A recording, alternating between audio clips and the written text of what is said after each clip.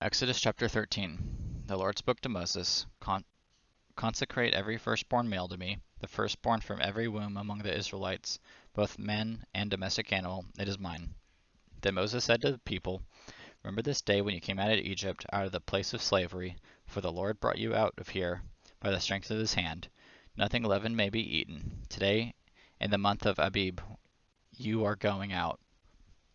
When the Lord brings you into the land of the Canaanites, Hittites, Amorites, Hivites, and Jebusites, where he swore to your ancestors that he would give you, a land flowing with milk and honey, you must carry out this ceremony in this month. For 7 days you must eat unleavened bread, and on the seventh day there is to be a festival to the Lord. Unleavened bread is to be eaten for those 7 days. Nothing leavened may be found among you, and no yeast may be found among you in all your territory. On that day explain to your son, This is because what the Lord did for me when I was out of Egypt, when I came out of Egypt.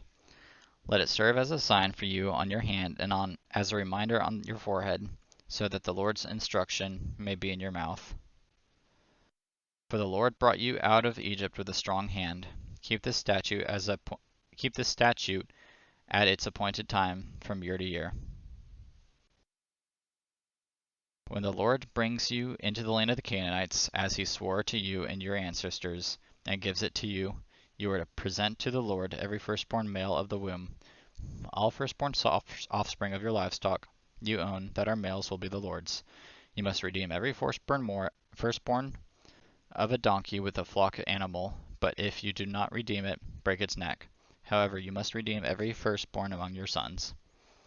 In the future, when your son asks you, What does this mean? Say to him, By the strength of his hand, the Lord brought us out of Egypt, out of the place of slavery.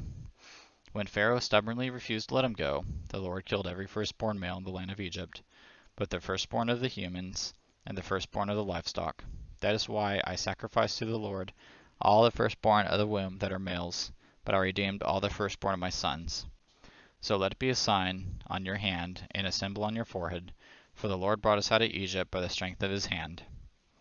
When Pharaoh let the people go, God did not lead them along the road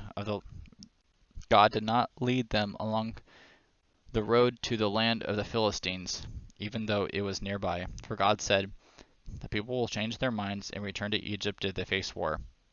So he led the people around toward the Red Sea, along the road of the wilderness. And the Israelites left the land of Egypt in battle formation. Moses took the bones of Joseph with him, because Joseph had made the Israelites swear a solemn oath, saying, God will certainly come to your aid. Then you must take my bones with you from this place. They set out from Succoth and camped at Etham on the edge of the wilderness. The Lord went ahead of them in a pillar of cloud to lead them on their way during the day, and a pillar of fire to give them light at night, so that they could travel day or night. The pillar of cloud by day and the pillar of fire by night never left its place in front of the people.